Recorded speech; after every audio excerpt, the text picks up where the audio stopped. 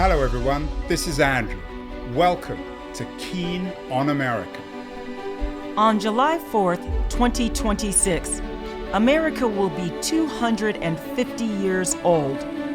An anniversary that will, no doubt, be greeted with a mixture of celebration, contemplation, and resignation. In Keen on America, Andrew talks not just about the American past and present, but also speculates on its future. What, Andrew asks, will be the 21st century fate of this now venerable American Republic? Hello everybody, it's Wednesday, June 4th, a day for reading. We haven't done a book show for a while with our old friend, dear friend, Bethanne Patrick, the book critic of the Los Angeles Times, a very well-published writer who reads everything, the best-read woman, I think, or perhaps best-read person in America. Last time we did a show with Bethanne, it was about how the Facebook generation has gotten the Gatsby we deserve. She was reviewing Sarah Wynne Williams's Careless People, which became a bestseller. And of course, 2025 is the 100th year anniversary of The Great Gatsby. According to the New York Times, it's Gatsby's world. We just live in it. And I wonder whether, to continue the theme of getting the Gatsby we deserve, we get the books we deserve. Bethanne is doing a summary, and I'm thrilled she's joining us. Bethanne, do we get the books we deserve? Let's begin with one of your interesting books for the late spring of 2025, nonfiction books. The Sisterhood of Ravensbrück, how an intrepid band of French women resisted the Nazis and Hitler's all-female concentration camp. The only thing missing from there is some lesbianism, which I'm sure is in the book. Do we get the books we deserve, particularly when it comes to the Holocaust? I'm sorry. First of all, I just want to say thanks for having me back on the show. I'm really glad to be here. And could that image of me from the previous show be any more unflattering? That's okay, because, you know, Gatsby is a book that shows some unflattering sides of our society. And you know what I just read before I start talking about the Lynn Olson book is that people are starting to reconsider Gatsby as a stalker tale, which I thought was really intriguing. Who's stalking who? Yeah, well, that's the thing, right? Is Jay stalking Daisy? Is Tom stalking everyone? I don't know, but let's talk about the Sisterhood of Ravensbrück. This is a really important book, and I'll tell you, it's important because of Olson's research, but what's really remarkable is that it is an immensely readable book.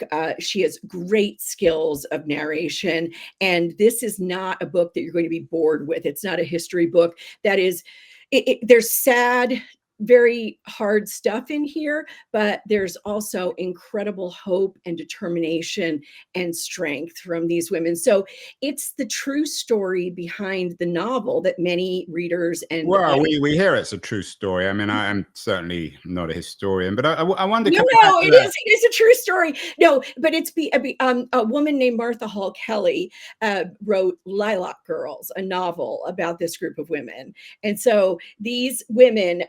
They're the four that Olson focuses on are Germaine Tillion, Agnès Girard, Geneviève de Gaulle, who was a niece of Charles de Gaulle, and Jacqueline d'Alincourt, and they were all members of the French resistance.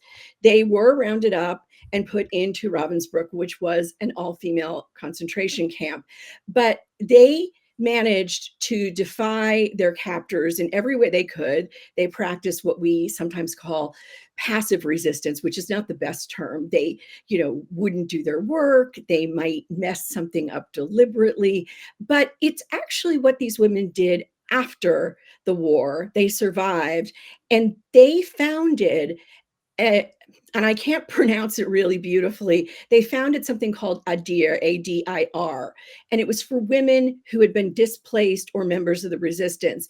This is significant, Andrew, because the French were pretty misogynist when it came to post-war reparations and honors. Men received many, many medals here, there, and everywhere. Women did not. And so the efforts of these four women to make sure that women who had given their all for the resistance had some welfare support. You know, maybe they were unhoused and they needed somewhere to go. Maybe they needed money for food.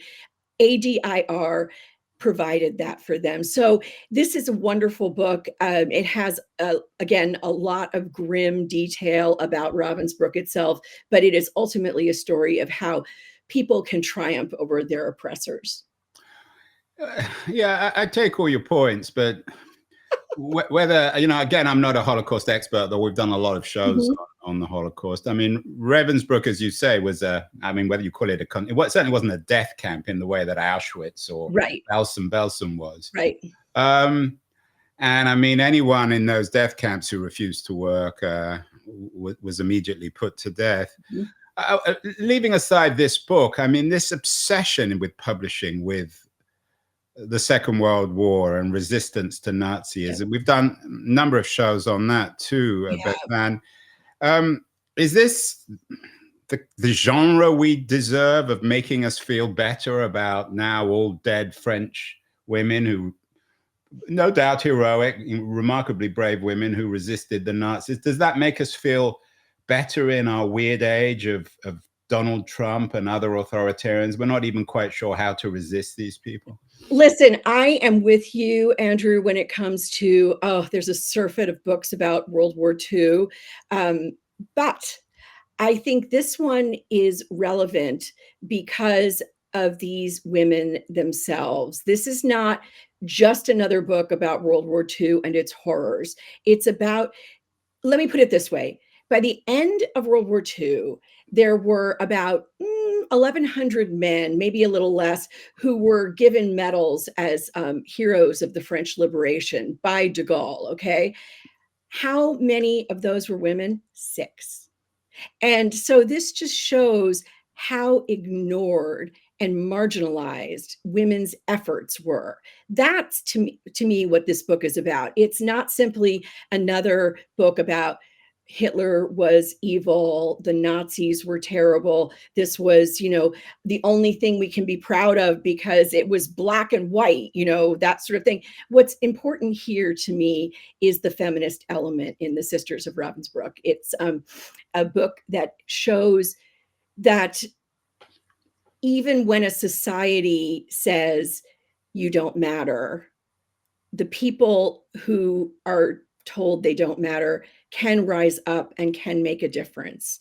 I'm not saying that it is perfect or that this has lasted for decades, but it certainly is a message that in our age where women are being sent further and further back along the way to, you know, old ways of dealing with women as, you know, wives and mothers instead of as full human beings with equal rights. Again, I take your point, but I have to admit a degree of skepticism here. I mean, not necessarily about the book, but about this whole argument. The Nazis were uniquely evil, mass murderers on an industrial scale that never existed before or after. Why use that as a backdrop, if you like, for feminism? There's so many other arguments one could use in this book. I mean, I haven't read it. You obviously have. The Sisterhood of Ravensbrück. Did this, what the subtitle of the book called, did this intrepid band of French women, did they understand the pure evil of this regime? I mean, 2 women come to mind, Simone Weil, a very distinguished French philosopher who did all her work during the Second World War, and of course, Arendt, who spent part of the Second World War in France. Were these women philosophical in a sense? Did they understand that what they were dealing with in Ravensbrück and with the Nazis was uniquely evil? I think they did. They completely understood that they were dealing with something that was efficient in its dedication to destruction and evil and torture. They knew that, but they did not lose their hope. And this is so important because right now, Andrew, we have to have something to hold on to. And to see that they could hold on to each other and hold on to their ideals and the things that they had fought for as members of the resistance. Remember, it would have been very easy for any or all of them to just bow to Vichy France's government. To be part of the resistance, you had to risk a great deal in You your have to life. risk your life. I mean, Yes, you had to risk your life, but not just your own life. Let's remember your lives of your friends and family, your entire community, could come under, death squad. And so I think this is an important message in our time. It happens to be set during World War II, but the message, the actions, the way these women stuck together during the resistance, during their time in the concentration camp, and then for decades afterwards. That to me is something different. It's not simply a single act of heroism. It's not simply a moment in the war that turned the tide in battle. This is about long evolving and long held relationships. And I think that's something we'll all need to hold on to in the days to come. Well, enough murderous Nazis. Let's move on to other murderers. Let's talk about serial killers. And I guess these are individual versions in a peculiar way of the Nazis. A very interesting new book by Caroline Fraser, Murderland. Yes. Crime and Bloodlust in the Time of Serial Killers. Is serial killing, according to Fraser at least, Bethanne, is that a peculiarly modern phenomenon like industrialized Nazi death camps, gas chambers? I think she is less interested in serial killing overall throughout history than she is in what grew up in the Pacific Northwest in the 1950s, 1960s, and into the 1970s, because she's from Seattle. She's written about the West. Ted Bundy and the Night Stalker, the Green River Killer, all these. Exactly. And so she's asking, why was this outbreak? Why were there so many of these men? Does the Pacific Northwest breed serial killers? Maybe it's because it rains so much up there. Is that a possibility? That could be very depressing. But it's not a whodunit. It's a why did this happen? So as you mentioned, there's Ted Bundy, the Green River Killer, the Night Stalker, the Hillside Strangler, even Charles Manson. There are connections that she makes to the Pacific Northwest. And so she's asking, are there factors like the rain, the constant rain, behind what happened? And in particular, Fraser is interested in environmental toxicity because there was a lot of smelting of lead and arsenic in the Pacific Northwest in these decades. And in fact, I don't know if you call it ASARCO or if you say ASARCO, but this was the big smelting company. It happens to be owned by the Guggenheim family, or was owned by the Guggenheim family. And so by the mid 70s, the number of serial killers in that region had decreased. And so Fraser says, well, there were environmental protections being put into place.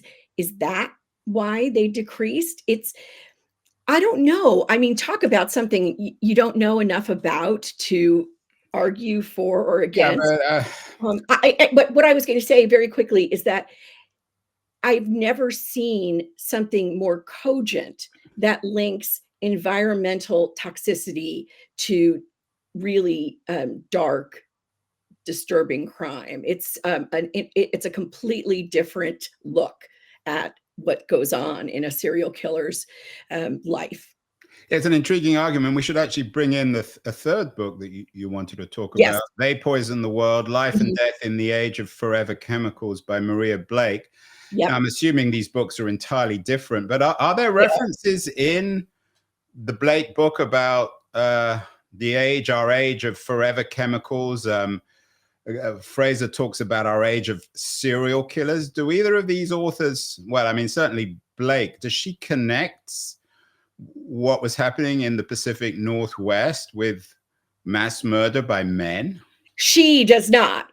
So that's, and there's a reason why. It's because Blake's book is very specifically, and I'm going to look down at my notes because I want to make sure I say this properly, polyfluoroalkyl substances, or PFAS.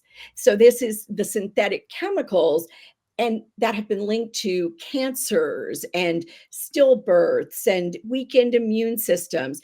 So her book is tripartite in nature. You know, she's got one section that is about, many people know about the Hoosick Falls, New York tragedy, because Hoosick Falls is where they were making Teflon, and it leached into the groundwater. And there were a lot of court cases. In fact, the man whose father died of liver cancer, who is sort of the protagonist for this section of the book, ultimately won a $65 million settlement, I believe, against the manufacturers.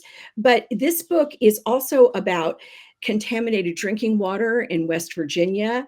And it's also about how these PFAS chemicals were developed, because they were developed by our government because the government was looking for something that wouldn't corrode when it came into contact with uranium. But coming back, I want to talk a little bit more about yeah, that. sure. But coming back to the Fraser book, and you know, her argument is an interesting one. Why weren't there mass murderers in West Virginia, given the corrosion of the soil there? You know, Blake hasn't written that book, and I don't know if she's looked at that. This is, you know, her very narrow slice about the Pacific Northwest and smelting specifically. So I would love to see these two in conversation. Yeah, be interesting. But coming back to the Fraser book, Murderland, I don't know. I think there were some female serial killers, but very few compared to male. Is there a strongly gendered element in Murderland, in Fraser's Murderland? I think there is. I think there's a strongly gendered element in it, because she's also talking about things like, you know, the way men are raised and the politics going on in the United States at the time, and the sort of ideal that some of these men had about, you know, being the ultimate the smarter than anyone hermit kind of thing. I am greater than anyone. My, you know, thoughts are so strong. No one is as smart as I am. And the way capitalism sort of raises people up into believing that if they have an idea and they believe in that idea, that means they're geniuses. I am taking things really liberally right now, so please forgive me, Ms. Fraser, but it is definitely a book that wants to look at how the atmosphere in the nation, in the region, and in the minds of these particular men, these particular serial killers, how that all came together. So it'll be— I didn't even have the internet. I mean, Yeah. I wonder whether we'll get a book by Richard Reeves in defense of male serial killers, or maybe we have to understand them a little better. I would say so. I would say so. But it is a really intriguing atmospheric book that will make you think hard about how these substances that all of us take in, you know, from our water, from the air. This is not Murderland. This is the other one. They poison. No, I'm talking about Murderland, actually. I'm talking Okay. about the arsenic and the lead. You know, those are heavy metals. They're really, really bad for us. And so it stands to reason that people who were exposed to those without protections, when companies were just dumping them into rivers and various other places, that someone might be affected. And of course, everyone's going to be affected differently. Not everyone is going to turn into a serial killer. So this is a book, I think, that is very important and very intriguing, but it is not something, at least, you know, you can't say, oh, well, this is why that it's Ted Bundy. I know the title for this show is going to be "We Get the the last one was we get the Gatsby we deserve. Now we get the serial killers we deserve. We get the serial killers we deserve. Exactly. Exactly. And maybe we get the books we deserve. Another book that seems very intriguing, which is deeply historical. It seems completely of another age now. The CIA Book Club, The Secret Mission to Win the Cold War with Forbidden Literature. I bet the publishers love this book. This is a book that comes out with Penguin Random House. The Power of Books. Is this CIA Book Club the way in which Americans used books to win the Cold War? Is this a nostalgic narrative about the power of books, and another pre-internet book, a pre-AI book? I think so in some ways, but it is such a great read. This is the most wonderful beach book for fans of espionage and Cold War history. And it really is about the Cold War. It's not about World War II, for a change. Okay. So yeah, it's not about female resistance to Nazis. That's no more of that. This is about how a man named George Minden, who was a Romanian who had emigrated to the United States, convinced the CIA that the best way to change hearts and minds behind the Iron Curtain would be through literature. And that's because people who were either imprisoned, or maybe they were under house arrest, or maybe they weren't able to work at their creative careers or as journalists, etc., that they really wanted literature. They wanted to know what was going on in the world. And so English focuses, there's a couple of reasons for this. And the author of this book, it has a wonderful name, Charlie English. I know, isn't that great? He was at the party. Is that really someone called Charlie English? Charlie English. So Charlie English focuses on Poland for a couple of reasons. Reason number one, which makes a lot of sense, is because Poland, even through the war and afterwards, and even after, becoming part of the East Bloc, maintained a lot of ties to the West. Poland has many, many different kinds of, people in Poland in the upper classes spoke French for, a long, long time. They understood literature from the rest of Europe. But the second reason I just have to jump in here, just in defense of the other peoples invaded by the Soviets after the war. I mean, you could have said the same about East Germany, Czechoslovakia, Hungary. So, I mean, the Poles weren't unique in that sense. Well, that's English argues that they were. And yeah, and he says it's because they had a particular, they were the crossroads, right? They were constantly invaded and, conquered. And I happen to be part Polish, so I guess I have a little bit of a bias that went along with English's hypothesis. I agree with you. There are plenty of other people in other countries in the East Bloc who also wanted. Yeah, just a shout out certainly to the let me Czechs and the Hungarian, which is much more important and much, I think, funnier in a way. Basically, the files about these books that were smuggled into Eastern Europe and the Soviet Union, those files are still classified. So this is why we focus on Poland. Charlie English has this great source, okay? The source is named, let me see if I can get this one right. It's, now I'm Mirosław Chojecki, okay? So he was a Polish underground or samizdat publisher, and he agreed to speak with English and give him all of his memories of these book smuggling days. And it was really smuggling. People would hide things in like boxes of tampons or in suitcase lining, or they'd put a really boring academic books jacket on a copy of, I don't know, Anna Karenina. What were the books? I mean, I'm guessing Orwell would have been a popular book. Was it classics? What were the kind of books being smuggled in? You'd be surprised. So there was a lot of Alexander Solzhenitsyn, of course. People wanted to read the Gulag Archipelago. Although I'm sure in Poland there was some ambivalence about a Russian dissident.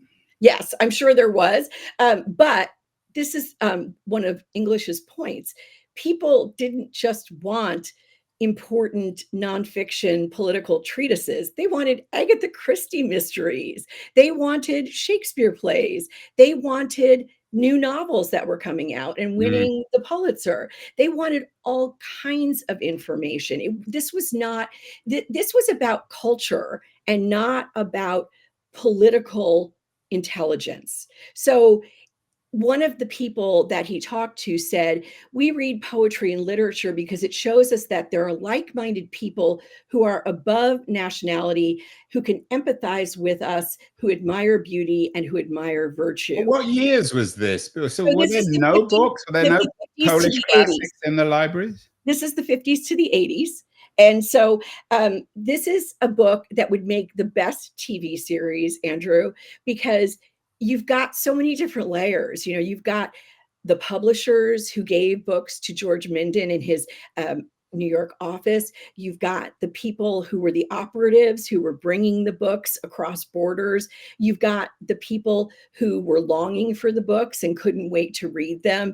I mean, it just gives, it would be such a terrific historical drama of some kind.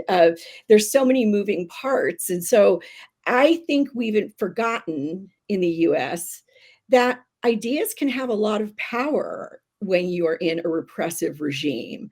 And just being able to read a book that talks about freedom or talks about, you know, crossing from one country to another, or has a great theme of whatever it happens to be, war or peace. I mean, you want to read a Are we at a point now where the Poles are going to start smuggling books into the United States, all these forbidden books? That would be really interesting and really ironic. But one thing I will say is that I've noticed, even when it's with people who are my contemporaries, as opposed to, you know, my undergraduate students, when you say the word samizdat, many people do not know what you're talking about. And it could be something that happens here when we're not allowed to, you know, write stories about reproductive rights, when we're not allowed to write stories that, you know, Trump doesn't want in the United States Naval Academy Library, that kind of thing. And then just very briefly, because we need to move on to the last book in your selection for this show, but was this really an official CIA initiative? Or? Yes, it was. Yes, it was. Minden actually had a committee. I'm trying to remember the FEC, foreign, maybe he called it like Foreign Exchange Committee or something like that, but he actually had a committee dedicated to this.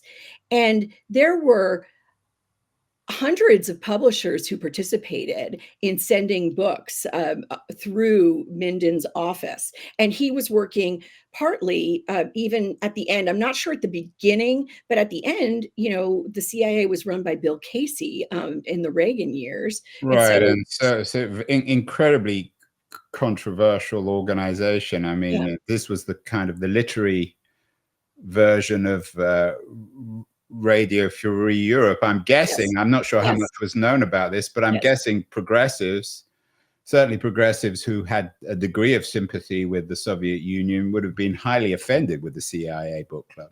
Yeah, I'm sure, which is, again, we've still got the files classified. So we only have Charlie and his friend Mirosław Czajewski's word for it right now, but it is a fascinating word. And Czajewski has a great many memories and things to say. So I recommend checking it out. Yeah, it sounds like a fascinating book. It is. All the books, this is the one I probably would read. Finally, your fifth book, your fifth nonfiction book, which you are suggesting people have a look at this late spring.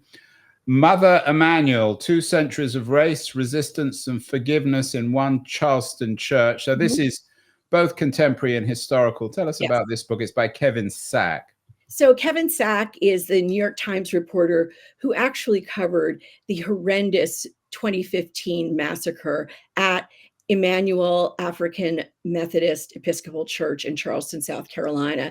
It's been there for 200 years. Yeah, it was a 2015 hate crime. Yes. And so that is why Sack, who is white, wrote this book. And if you read interviews with him, you'll see that he has a great deal of humility about having written it. And also, he learned a great deal in writing it too. And so he spends less time on the crime and more time on what made this Emmanuel AME Church so vital to its community and the city of Charleston for all of these years.